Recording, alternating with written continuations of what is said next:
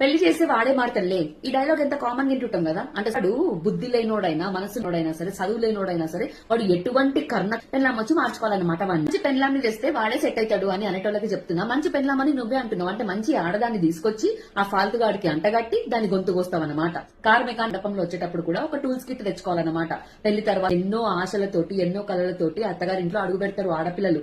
ఎవడు కూడా mechanic tools kit తోటి అడుగు పెట్టాలని ఏ నా ఆడది అనుకోదు. అంటే ఆమె పెళ్ళైన తర్వాత మిగిలిన జీవితం మొత్తం ఆ మొగుని రిపేర్ చేసుకుంటా కూర్చోవాలన్నమాట.